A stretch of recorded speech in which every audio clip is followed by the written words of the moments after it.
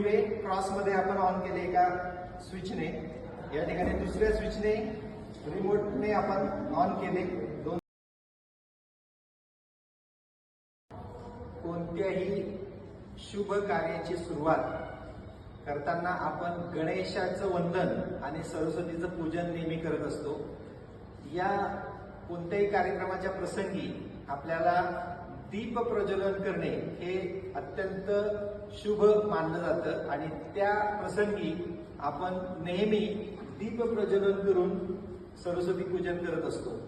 परंतु बऱ्याचदा दीप प्रज्वलन केल्यानंतर या समईमधला जो दिवा आहे किंवा जी वात आहे ती वात विझली जाते.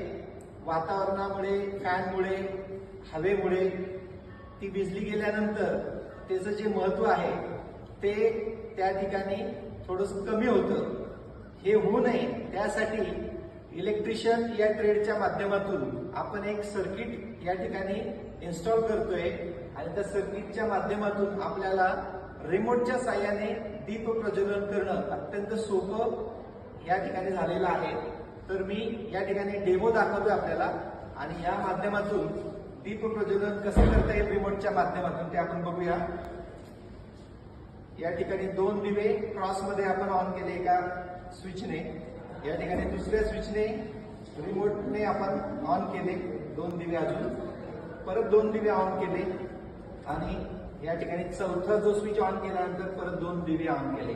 असे टोटल आपण 8 दिवे ऑन केलेले आहेत. या 8 दिव्यांमध्ये दीप प्रज्वलन करणं अत्यंत सोयीस्कर झालंय ते फक्त या रिमोट कंट्रोल सर्किटमुळे.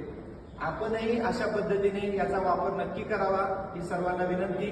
धन्यवाद. थँक्यू.